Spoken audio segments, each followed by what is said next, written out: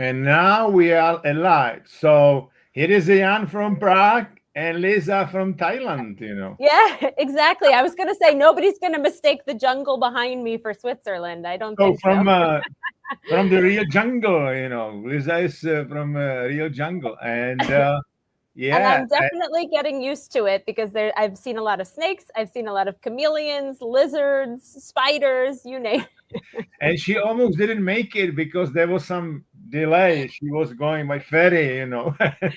Exactly. So I have to And apologize to all of you. The lighting's not great, but I figured that's better okay. here Don't than worry. perfect, right? The sound is more important, and sound is great. So Perfect. again, good morning. If you are in Europe, good afternoon or good evening, wherever else. I think Mika asked me yesterday on Instagram, is it like typo or is it really 11 o'clock? I said it is because Lisa is in I'm Asia. sorry. I'll be Still, sleeping that's if we okay. do it at 8 p.m. That's Swiss okay. time. So why don't you, Lisa, introduce the team, which can Yes, be a little bit controversial today. exactly. I know some of you are going, "Oh my God, what is she going to talk about here? What are they going to say about Trump? And it's good, and the style works." And actually, exactly that. It's not really about Trump, but I want you to understand there is a leadership style that is powerful, that is strength based, that is all about being in charge.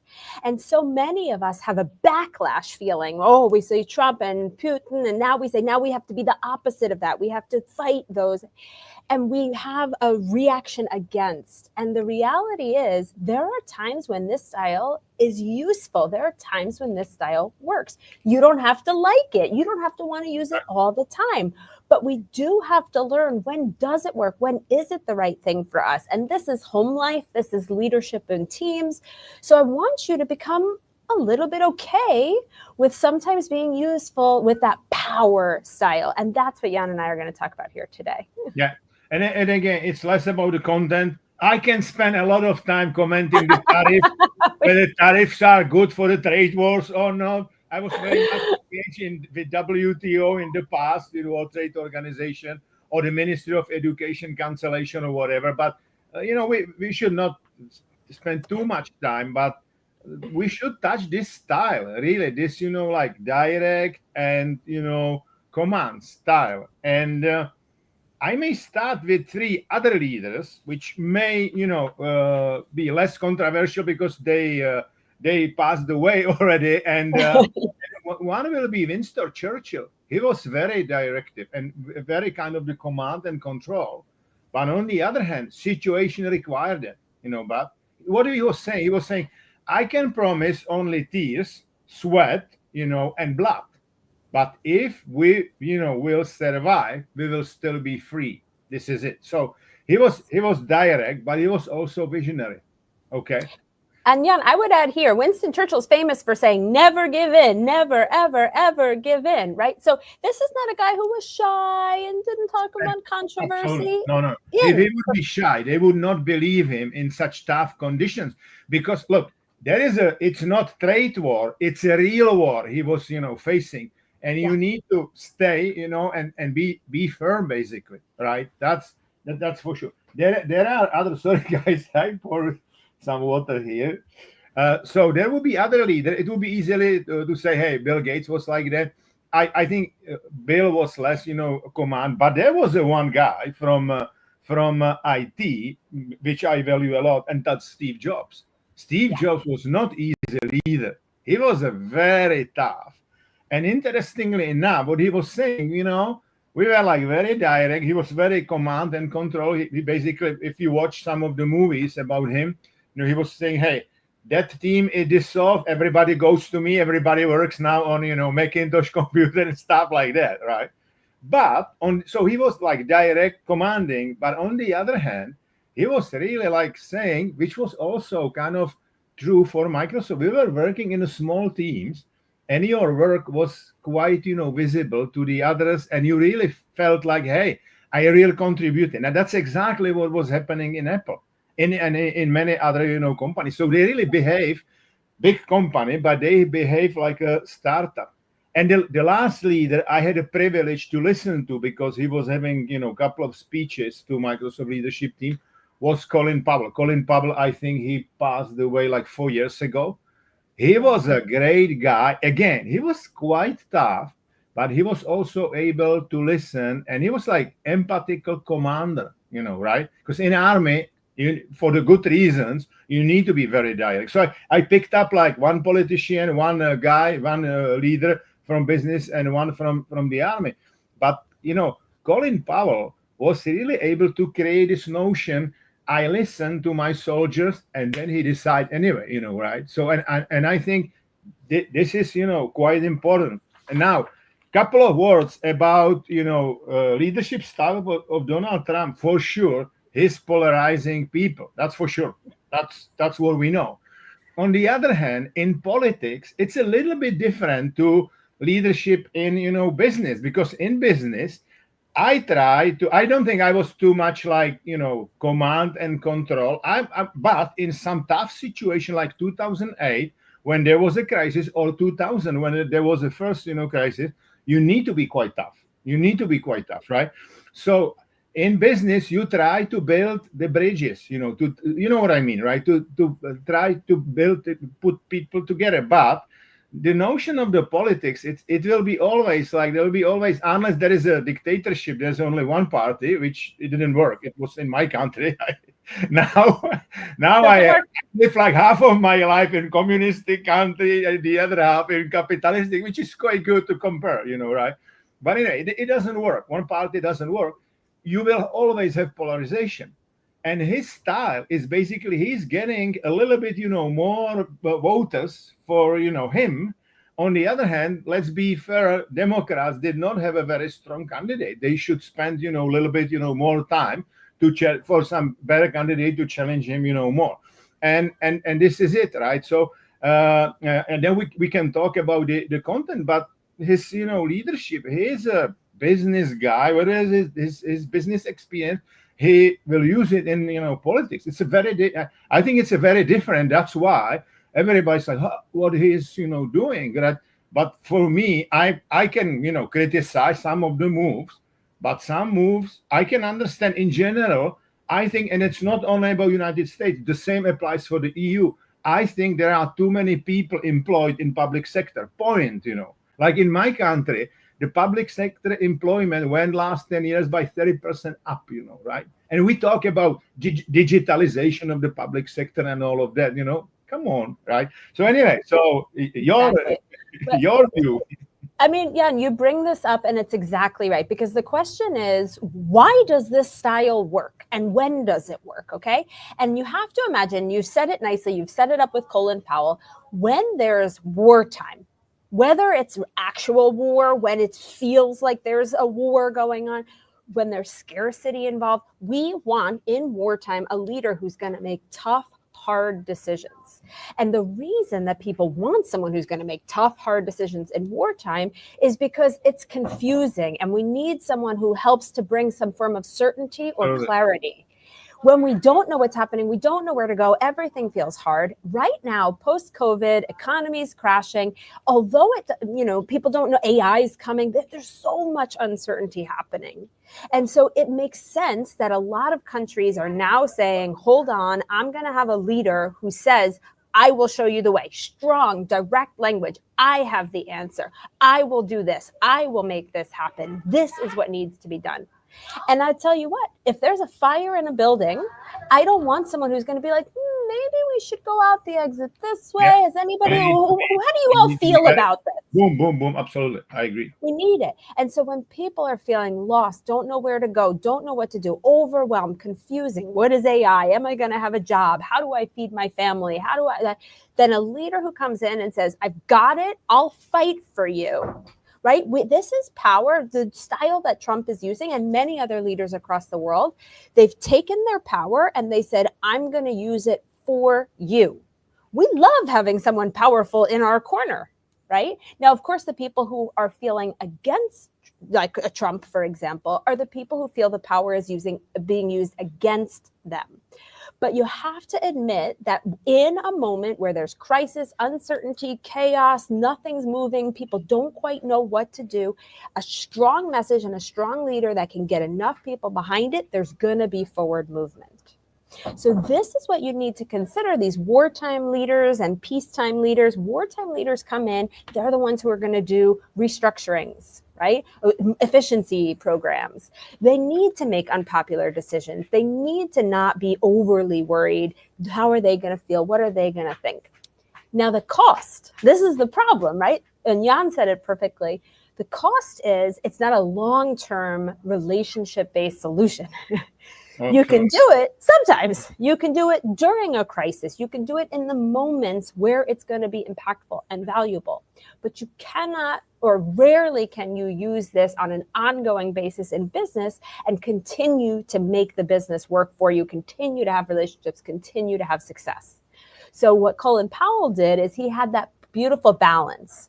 I'm going to be strong. You can trust. I'm going to make a decision, but I'm going to make a deliberate decision. I'll listen. I'll hear what you have to say.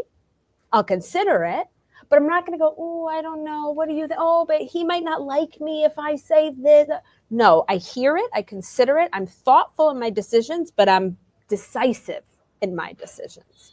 And these are very powerful things that you can take into your everyday life. Like we said, not even just in leadership at work, leadership in relationships, leadership with setting boundaries with people who are trying to take advantage of you or take your time or your family.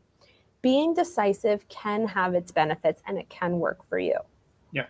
And, following those three leaders I name, which means that, Mika Pude Chamberlain was not good example. Absolutely not.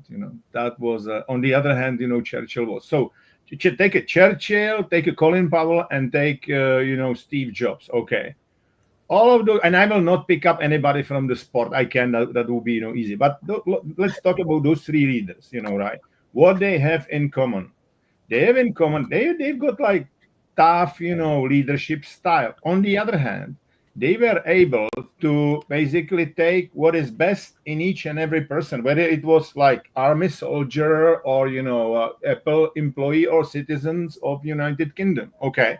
So what was the best in each and every, person?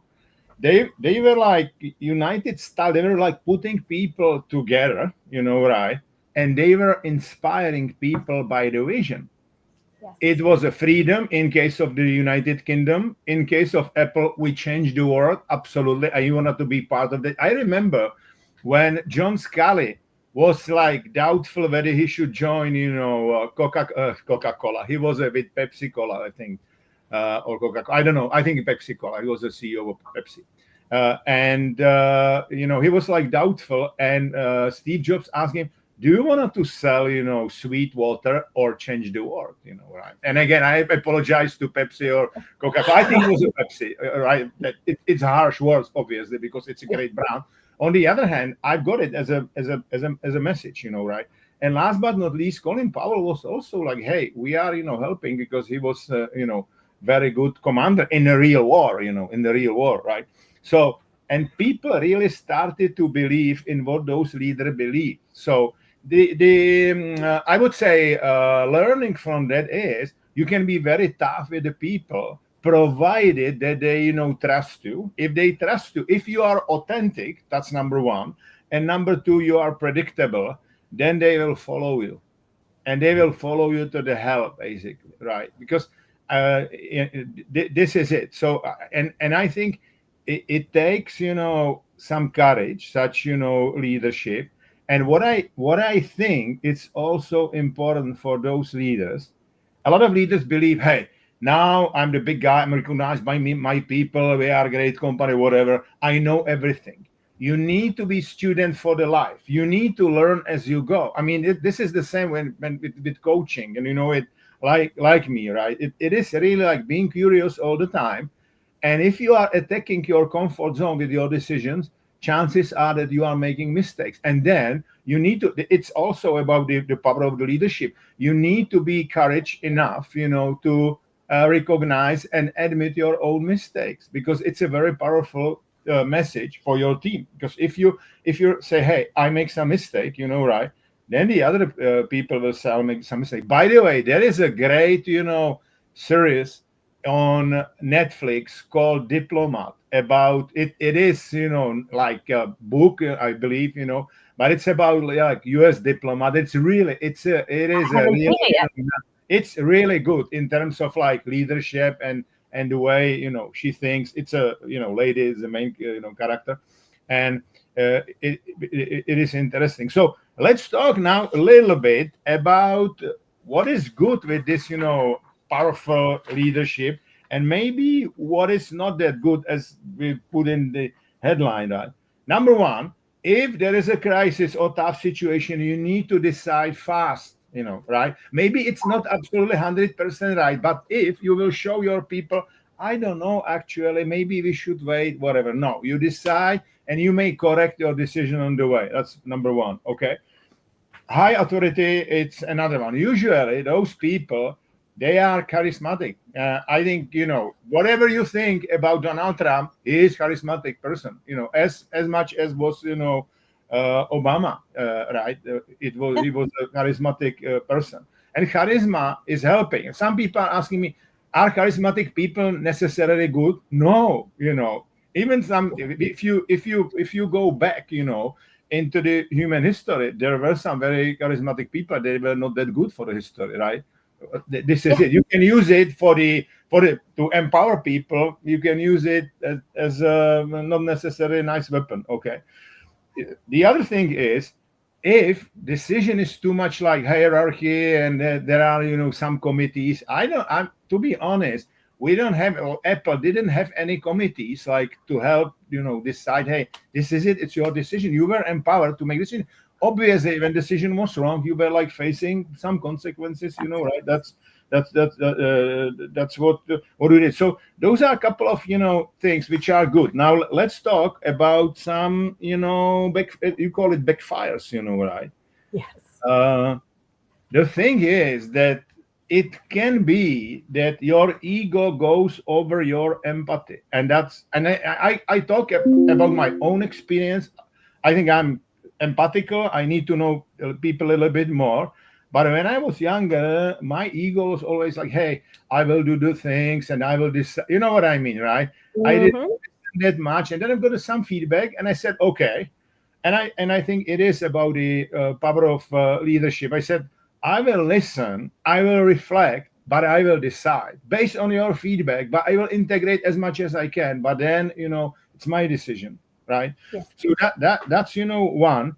Then you can silence some people with some strong opinion, which can be good for you and the organization. You know what I mean, right? There are like, if you are pushing too much, okay, and then dependency on leader. I remember at some point in Microsoft, it was like Steve said, I said, well, we are like independent leaders. It's good to know what Steve Ballmer said, but it should not be always Steve said, right? If Steve said something which may, because he was, too far from the decision, which was necessarily not right, I would say, hey, Steve, let's talk about it, right? This is it. Yes. So that's, I think sometimes there's too much dependency on the leader, and it's like almost. I wouldn't say it's a cult of personality, but it is almost like a cult of personality. Let's put it this way. Yes, it is. And last but not least, if you are doing like that, you are not building your succession plan. Look what happened. You are based mainly in Switzerland. Now you travel. Look what happened with the World Economic Forum. What Klaus Schwab was all. He's a great guy, right? But he created, like, everybody was calling him, and he created that kind of model that, okay, we will have a CEO, but I will handle anyway everything, and now I think it is a tough to hand over. So you need to create strong bench in your organization for a succession plan, and it's impossible unless you empower people and unless you allow people to make some mistakes, right? Not necessarily repeating the same stupid mistake, but new good mistakes, so that. Yes. I mean, you've touched on so many things which people don't really think about yet. When we talk about this powerful performance style, why does that charisma work? And the thing is, how does it make you feel in the moment when you hear someone charismatic speaking and they're telling you, we have a future and you are great and I'm going to make sure your grandkids are taken care of and we will win this war and we will, you get really pumped up, excited. You feel hopeful and possible. You feel good in that moment. Now, the real question is, if that's pure charisma, Yeah. how do you feel the next day, the next week, the next month, the next year? Was it just someone getting you excited?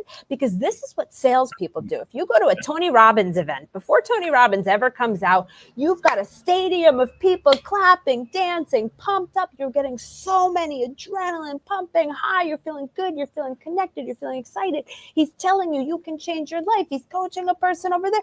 And then he doesn't say, okay, see you later. We'll call you in a month and see how you're doing. He says, sign up now for the next class. He wants to ride. When the excitement is up, absolutely. I was sitting in the first row in London a couple of years ago. Absolutely. And not that I would learn, because I knew the content, obviously, because I like him, but I was there because of the style. I wanted to learn a lot about the style, how he's doing it. And he's like pumping the energy. And I'm 63, I think he's 65. He's still jumping there for 11 hours, right? He basically burned like 20,000 calories during one day. I mean, I believe it. This is crazy. I mean, this is a guy who does, cold water plunges and walks on fire, and he needs like the high, right? But this is what I mean. He knows the way. Even the film about him, I am not your guru. He's trying to tell you, I don't know everything. I don't know everything. But in reality, he's very commanding in there. He says, why aren't you breaking up with this person? What do you think? Take control of your life now. So there are times when it is good. You feel it. You're in the moment. Someone gives you authority. Someone gives you courage. We want that. So not only for fast decisions, but for decisions where you've been stuck and you've been holding on, something powerful can help to push you forward, right?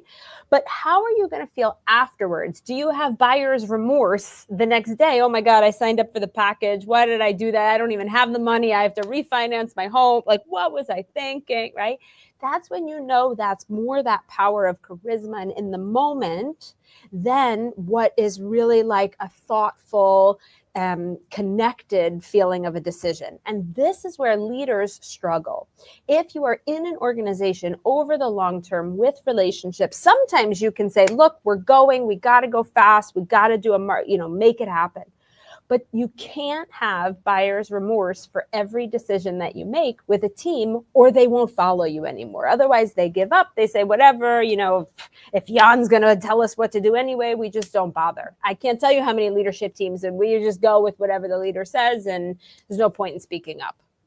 And as Jan rightfully said, then you don't actually get the wisdom of the team. You have a bunch of doers, workers, but you don't have all of their thoughts, all of their good ideas, their innovations, their creativity.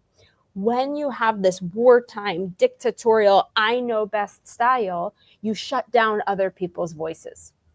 Now, again, fast decision making, something has to get done. We got to get out of the fire. Good. Everyday life, not so good for an innovation, right? So we have to balance these styles. We have to understand, when is it time to move forward fast, assertively, and when do we slow down, pick people up, get innovative. And we've got a comment here. If Jan's going to tell me to do something, I'd better do it. Well, I trust Jan to be my leader. Thank you, but it's not necessarily. I'm not saying I'm always right, but yeah. But anyway, thanks for your, trust in me. Exactly. And so, yeah, go ahead. Oh, yeah. I just wanted to add one last thing. Mm-hmm. The other reason that this works in the short term, but isn't really great in the long term, is that when someone is insistent and pushy, at some point, others just get worn down and go, yeah, fine, whatever. but they're not really empowered and bought in and engaged and going the extra mile to make that vision happen. So when it fails, they're like, it wasn't even my idea. I didn't really care. I didn't own it. And they will let it fail more than if they feel this is their own and they're connected to that vision and mission. So wearing people down through pushiness, again, can work, but it can also backfire if we're talking long-term or all the time. It's not an ongoing goal. Yeah, Lisa mentioned one very important thing, that it's people remember, especially salespeople are very good in it.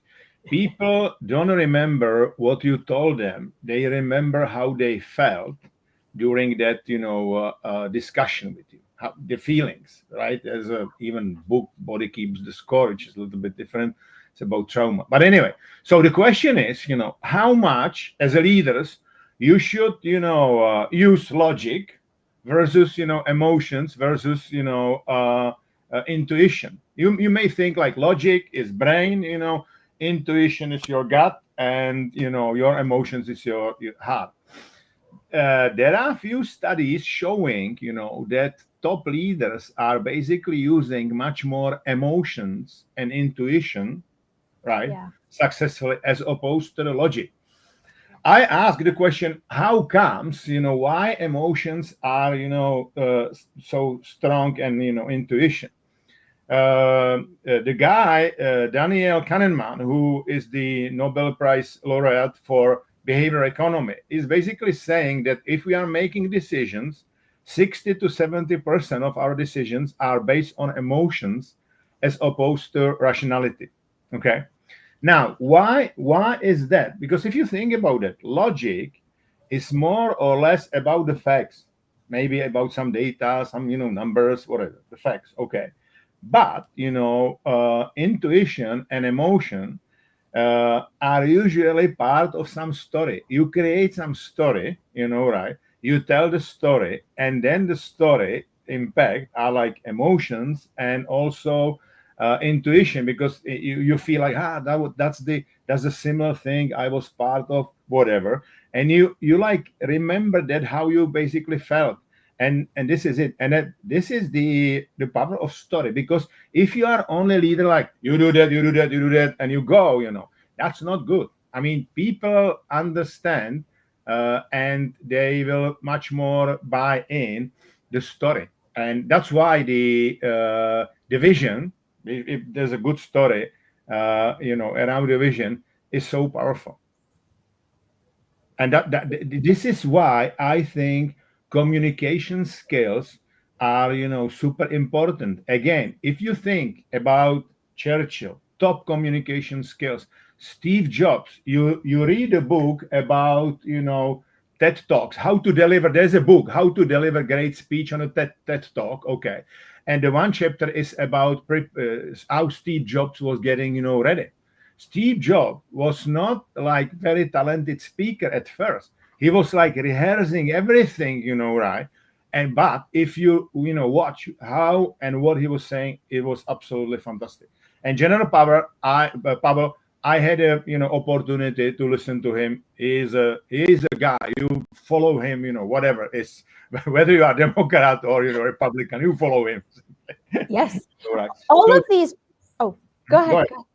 No, I just wanted to say, all these powerful, charismatic leaders, they absolutely work on the emotions, understanding what moves people. That's not about the facts only. It's really about the emotions, getting people moved from one emotional state to the next, from fear to uncertainty, from uncertainty to fear, right? To hope, to love, whatever it is. They have different styles, but it's always an emotional feeling that they're trying to get people towards.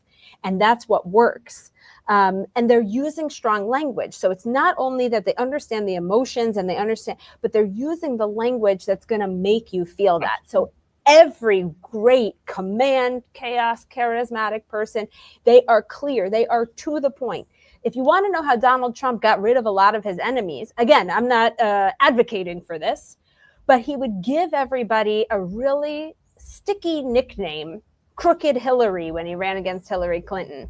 You can't shake that. Now, when you think of Hillary, you think crooked Hillary. Oh, she's crooked. She's Washington. She's the old guard. She, is government that, never does anything. And you give them a nickname that sticks.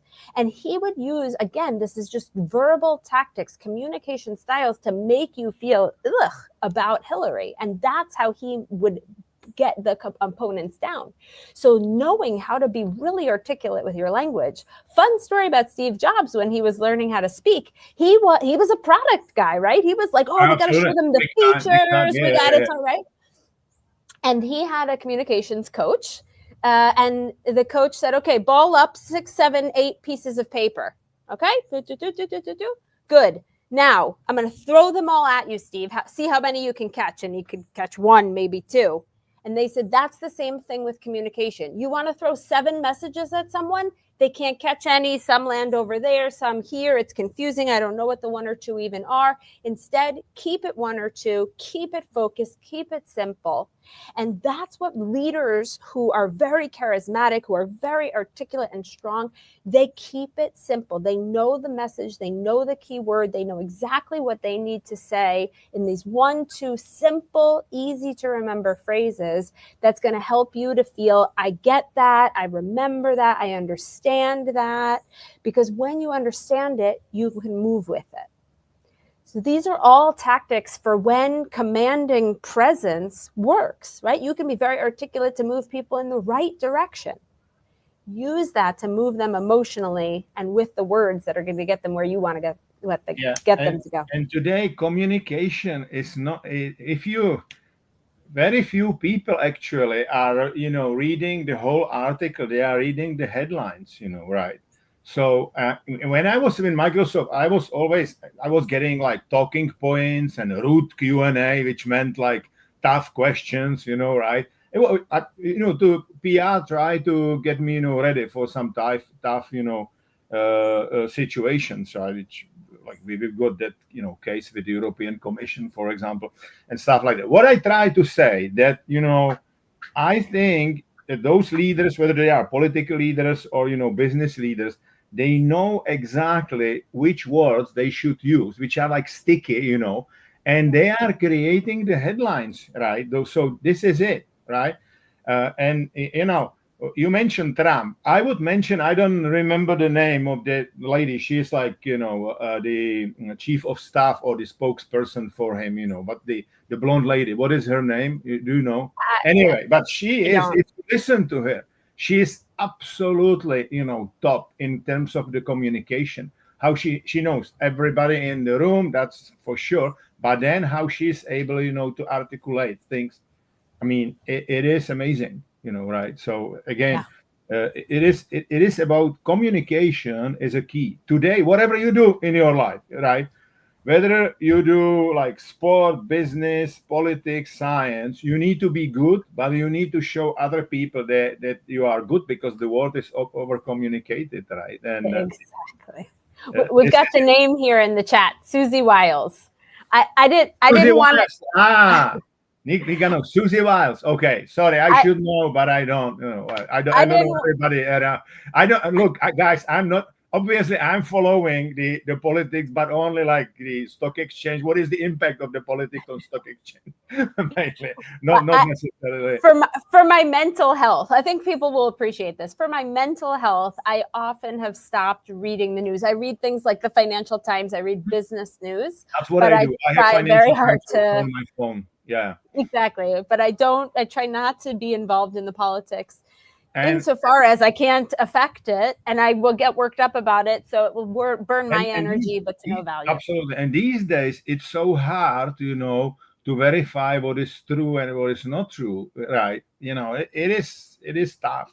Anyway, so let's touch one more thing, which is connected with this, power leadership, and it's called situational leadership, which I touched first like 25 years ago.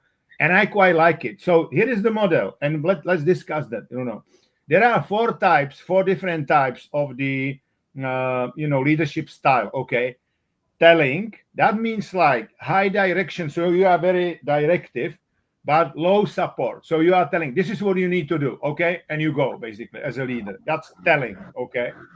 Selling, a little bit different, high direction, but also high support. So you are saying, hey, this is what you need to do, and I'll help you to do it. Okay. That's called selling. Okay. Participating is like low direction, high support, which I think there are some, occasions you can use it. And delegating means low direction, low support, right? So now let's talk about like high direction, low support. I think you can, use it at some situations when you have a good, market position. There is, somebody you want to, develop a little bit. So it's like telling people, hey, this is what I expect, and put them a little bit out of the comfort zone and expect maybe they will succeed, maybe not. You know what I mean, right? Yeah. Like it is. That's about, learning, right? Selling, high direction, high support. It's usually if there is a crisis or before the crisis, because you want to do the things fast. And I believe you need to say, hey, this is what you need to do. And based on our experience with the previous team or whatever, this is what worked. Okay. Participating, which is like low direction, high support, would be again like developing somebody more, senior, and you may want to try different approach. You may be curious whether there can be different things. So again, they'll probably make some mistakes, but you need to have like safety net, to catch them, right? And delegating low direction, low support, I think it's in the situations when it's still important, but it's not that important. So failing is, okay. That's why you like delegate, right? For the power leaders, what is in the literature? Power leaders or power driven leaders are usually telling or selling the one high direction, low support, or high direction and high support, because they are power leaders. So they are saying, hey, this is what needs to be done, right? And again, those are different styles, and for each and every situation you may have that different style, because I must say that my kind of vision, or not, I would not necessarily call it vision, but approach, you need to announce crisis because before crisis is really happening, because then everybody else will act somehow, right? And it's not necessarily easy, but again, you need to tell people, hey, if we will wait, it's still now it will be painful, but if we will wait even more, it will be very painful. If we will act now, there is some pain on the way, but then we will be first on the market again, and will be fine, and so on. So this is it. But again, I think it depends very much on like your relationship with your team. And when I was using this model, I was not necessarily telling people, now I'm like, telling, now I'm selling, whatever, delegating. But afterwards, for example, when we were doing the annual reviews, it was called, the performance reviews twice a year. I would, take some specific situation and say, how did you feel in that situation? Because I think I put on your shoulders maybe too much, to really understand my action. What was the reaction? Yeah. By the way, I love this situational leadership stuff because I actually use it for my parenting. Because at some point, I can't do everything for my kids, right? Your kids are grown up. My kids are 9 and 11. So they're in that stage where they can do some stuff independently, but they're still little. They can't do everything. Yeah. And so we're doing these mixes. How much can they do on their own? How much can they fail and just fail? How much do they start to fail and then I step in and help? How much? So we're doing this. That's why I say everything we talk about here, yes, it's leadership at work, it's leadership at home, it's relationships, it's parenting, it's sport, it's everything. Because what we're talking about is fundamentally, how do you approach a situation? Do you have a framework in mind instead of just I show up and however I show up, right? Being really intentional and having a framework like Jan's described as situational leadership really helps you to think, okay, in this moment with this person, what's the right way to go? Do I empower them and build them up and let them learn a little bit? Is this too high stakes? Do I need them bought in? And so you have a framework to help structure your thinking so you know the, quote, right way to move forward, the one that will be most effective. By the way, what Lisa just said, it's very powerful, because what I realized, like when I started to work with the kids 10 years ago, I was like, okay, this is my unlocking human potential. This is, unlocking children potential course and the book, whatever, right? Yeah. But then I said, listen, you to be parent is one of the toughest jobs, in the world. And nobody's training you for that. That's number one. Okay. And parents are leaders, in fact, in the small, team, whatever. Even if you have like one child like us, right? I'm not leader in my family. That's obvious. So because we call my wife, it was, invented by my daughter when she was 10. She's now 28.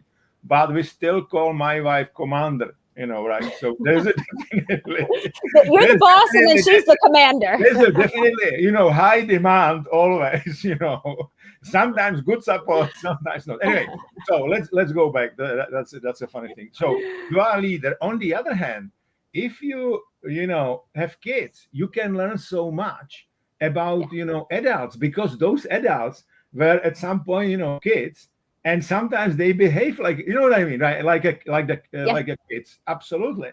And you wanted to help them to behave like not necessarily like in the some stupid way or whatever, but like a kids. Hey, I'm not afraid of the situation. I'm curious. You know what I mean, right? I'm asking like new questions. I will try a new approach. You want your employees to be like kids, partially, not necessarily like in the whole way, but yeah. That's a great, comparison. Yes.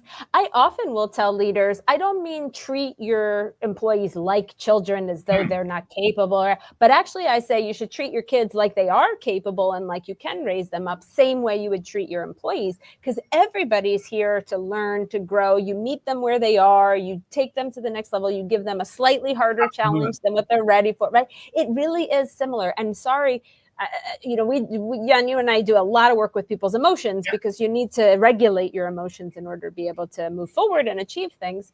And whatever emotions children have, they just show it a little bit more. Adults have learned to mask it. Doesn't mean they don't feel it. Doesn't mean they don't need the same level of getting through the emotions and the emotional difficulties before they get back to rationality. Adults mask it more, so it's actually much harder than it is with children. So I enjoy working with children more, although for work-wise, it's only with adults. But there was something here that we haven't yet touched on exactly, but we've danced around it. And I wanted to talk about it with push versus pull leadership.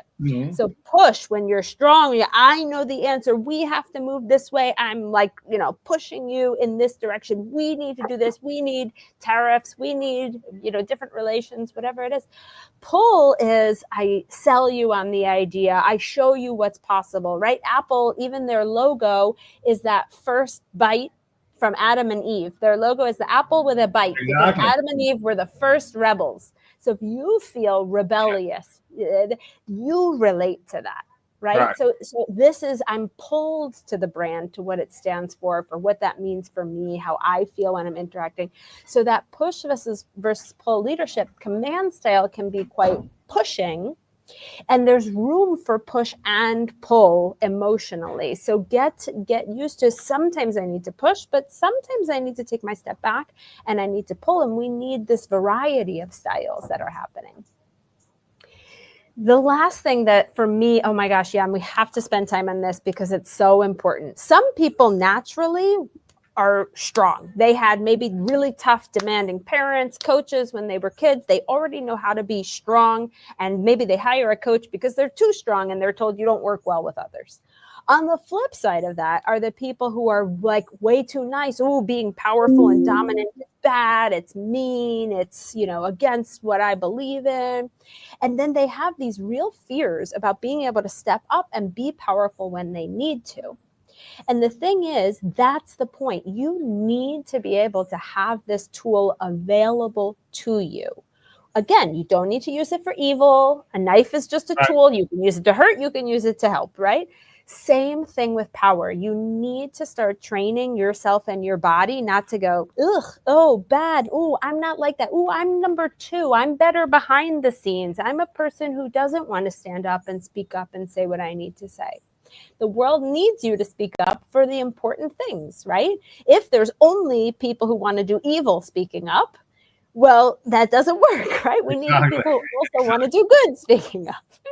So I want people, as they're thinking about this powerful style, to not think of power as aggressive or manly or bad or overpowering, but to really think of it as a tool that can get stuff done in certain situations. And I want you to get rid of whatever those beliefs are, the fears that you have about speaking up. Some people are afraid to speak up because they're afraid to now become a target. I will be honest with you, when I ride the subway in New York City, if there's a crazy person walking through, I'm like, oh my God, I'm not the person who's going to want to stand up and say something, because then that crazy person might attack me, right? Yeah, Like that's not a situation that I want to stand up and be powerful in. But if it's just a verbal situation where it's a work or, right. of course, maybe it's a client and I'm like, ooh, I don't really want them to fire me, but I have to.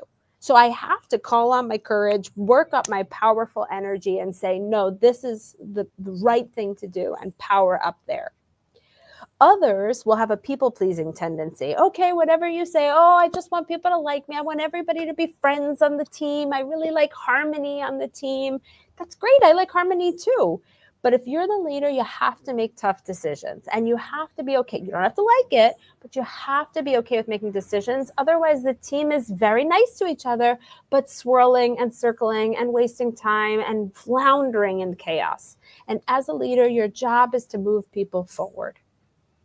I see we have, it happened to me with Lisa. Two comments what Lisa said. One is on smile, right? If in general, for example, with my athletes, I'm telling them, if you smile, your muscles are like loose, and then you feel good. You can't smile and be very nervous. You can be a little bit nervous, but smile is good. On the other hand, what we know from research, that strong leaders are not smiling very often. They smile, but not all the time, because smiling can be perceived as kind of, okay, you are the boss and I need to smile. You know what I mean, right? Please you. It's pleasing. Oh, okay. Pleasing, Sure, absolutely, right? I smile, a lot, but if necessary, if I want to expose or to be perceived as a leader, I can control. That's control it. Number two, true leaders, they don't move that much. They they they are felt by the other people. This is really a leader. You stay strong, and they watch you, because if you are like number one in the room or whenever, all eyes are on you. That's something I really underestimated in my career. I mean, and I was a lawyer. Kim Gagne was an American. I hired him. He was working in Brussels at the U.S. Embassy, and we hired him as a lawyer for Microsoft. He was a great guy, and he did some interview, and he said, when Jan is entering the room, it's like full of the energy. The guy is very charismatic, and I met a lot of those people in my career. And then I talked to him, and he coached me a little bit. He said, you can use that energy in your favor, basically, right? Like not misuse it, but in a good way. I think this is important. The other thing, which those are like nuances, small things you can do. If you are number one in the room, for example, I am Microsoft chairman for Europe, and I do review with some team, so I'm sitting like in front of everybody because I'm number one. Okay, and that's good. That's my role today, be number one. On the other hand, if I am just there, I'm still number one, perceived number one in the room, and I'm there, and I will just listen. It's better to sit somewhere else, and then the people will see, hey, he's really interested to listen. He's not there like say, hey, this is wrong, whatever. You know what I mean? That's what I learned. Those are small things, but it creates huge difference, because it's really about how people feel with you. Okay. And then people will judge you about the feelings based on your act. Give you one story. maybe I told it already, but anyway, I'll may repeat it because I think it's a good story. Polish team, team from Microsoft Poland, got a presentation in Munich on Friday, and they were not, ready. Simply was not going very well. I said, "You guys go home. You come back on Monday, and Monday afternoon you will present me again." Okay, that was it. Okay, they said fine. They were not happy at all, obviously. And then, like Saturday afternoon, I was living very close to Microsoft subsidiary. I was walking with my daughter. She was basically on the bike, and I was like, "Hey, there are some lights in those rooms. There should be nobody there because it's like Saturday." And the Polish team, they stay there. Okay, I came there and I said, "Look, what I will do, because you stay there out of your families, and I was the cause of that. I'll come on, Sunday, and I'll help you like for 4 hours to build the presentation. And on Monday, you will still present to me." Okay, that's what I did, and I think it is. And they felt very good. Now, listen, what they did a year after that, I was, promoted, and I was running public sector for Europe, Middle East, and Africa. So there was like farewell party. The Polish general manager, Tomek Bochenek, came to me with a T-shirt, and it was signed by 300 people, all people from the subsidiary. And it was like, Jan is, our partner, our friend, and our, part of our Polish, team, right? And those are, experiences I will always, remember, because it is about leadership, right? I could easily say, "Hey, you screwed up. That's why you are here." But I said, no, the right thing would be really to say, "Okay, let's share it. Let's share the pain," right? That's what sharing the pain. And that's what they felt. And, yeah, but you need to, in those circumstances, you need to put together like logic and emotions, basically, because I felt, to be honest, I felt bad because I said there are 2 days without the families, whatever, and just by my decision. On then I said, okay, wait a minute, they screwed up the presentation, so they are also guilty. So they should be paying, right? Yes, you have not told this story before, Jan, but it's a perfect example of people. Yeah. That people want a leader who's in the trenches with them. You still held them accountable. You didn't say, "Oh, it's okay, no, oh, I feel guilty. I'm so sorry." You didn't please, but you also didn't say, "What's wrong with all of you?" Right? Yeah. Instead, you said, "Look, we're holding ourselves to an excellence standard, and I'm right alongside you. I'll roll up my sleeves. I'll be in the trenches with you. I'm with you also to get you to that success level. I'm committed to you. I believe in you. We all belong here to this success of the team." And with that, my God, they see you as a leader, but they don't feel so power distance from you. Edward Baza is also quite often here. He's basically saying that if you are able, to have the kids, or have them under control, you can also be successful in the boards. Absolutely, because sometimes boards are like herding the cats, right? Different opinion. "Hey, Joe, you were voting against me last vote. I need to retaliate, whatever." Come on, it's all emotions, right? It is absolutely true. This is true. I just realized how much I love it, because the kids are very straightforward. If you are saying some shit, they would say, "Hey, it's a shit," And the other way around. If it's great, they would say, "Wow, that's great." And you learn a lot from the kids. So I absolutely agree. Yes, I love it. I also think it's really important, as we talk about having these powerful people, maybe you're not the only powerful person. If you're in an organization at the top, it's all powerful people, right? So it's really important for you to not feel, "Oh, I need to get over him," or "I need to cut him down." Just meet power with power. Jan said, "How's your body? How are you holding yourself? You're calm, you're confident, you own the place. Tell the story, I belong here." And you show up like you belong there, and you take up your fair space, you take up your fair grounding with your language. You can speak a little slower when you need to. This will show a presence of, "I'm someone who should be taken seriously." we read each other's body language. We see how, oh, does the person look nervous? They're talking so fast, or they this, or they're like not sure, or they're sitting hunched in a corner somewhere. Take up your space. And a lot of times, women, people of minorities, people who are more junior, they tend to walk in shrinking, like, oh, I don't want to get yelled at. I don't want them to notice me. I don't want them to know that I don't really belong here. If you're there, own it, belong there, meet power with power. And that's how you can meet sort of a commanding style with your own opinions, because you should speak up. Sometimes you'll have the safety where you'll have a leader like Jan who says, hey, I want to hear your opinions. Talk to me. Sometimes you'll have a leader who does not say that. And still, for you to show up powerfully and give your opinion, not because you're aggressively fighting. No, I don't like that. But just saying, hey, I think we need to consider this, and be calm and confident in having your voice heard. That's how we show up meeting power with power, and we don't give away our power to these more commanding personalities. Yeah, we should touch one point, and that's the leadership or management by fear.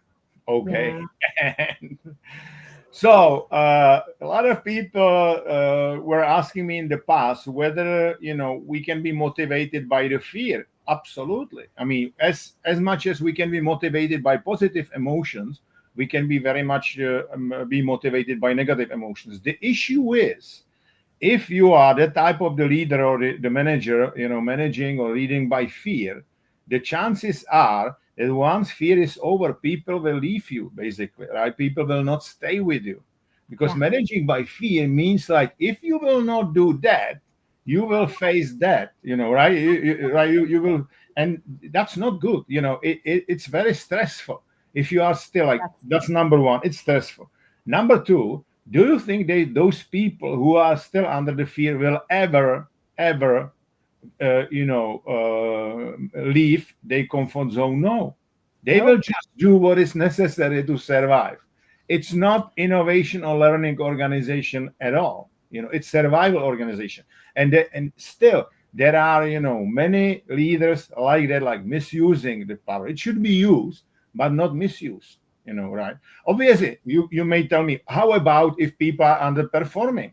They should get a chance. In Microsoft, there was like 3 months. It was called PIP, Performance Improvement Program. I think it's in other everywhere, more or less. If people clear goals, what needs to happen those 3 months, and then you review it, and then you make decision. That's absolutely fine. But like, fire somebody unless he or she is doing something which is illegal, then it's probably fine. Clear. Right, clear what you need to do. But this is it. I don't believe that fear as a long-term motivator works. That's the point. And right now, that's what a lot of organizations are creating. They're doing layoffs, they're doing restructurings, they're doing cost cutting, and people are afraid. They're afraid for their jobs, they're afraid for their livelihood, they're afraid with AI. And the thing is, the fear is going to burn you out. So yes, you might have leaders who are going to take over now, who are going to feed on fear, because that's the general sort of sentiment around. You don't have to surround yourself with those messages. If you notice I'm in an organization with fear, then start listening to podcasts that are more motivational. Come talk to us. Like, we'll pump you up. But you gotta put other voices in your daily life and don't get sucked into the fear. Right. Like I said, I don't read the news because it only does damage without doing any good. Surround yourself with the stories, with the voices, with the messages that help you to do your best to move past fear. Don't let these people who are going to talk to, uncertainty, they'll bring me uncertainty. Like, hold on a second. Is this really what I want? Use the smart part of your brain. Don't use the fear-based part of your brain. And that is the best way for you to move forward, have your voice, feel in control, feel your power, and not get trapped by these leaders who are currently taking over. Look, I'm like 63 years. I'm in a different position, but anyway, I'm not afraid of AI. I use AI, very heavily, right? And rather, like, you should not ask the question, hey, should I still stay with Microsoft, Google, or whatever is the company? No, you should think about yourself today, and it will now sound not nicely, but we are all in, if we talk about economy, we are all products, we are all brands, so what is my value? How can I increase my value? How can I be more curious, learn more things, and so on? Yeah. It is clear there are a lot of talks about lifelong learning. It's kind of the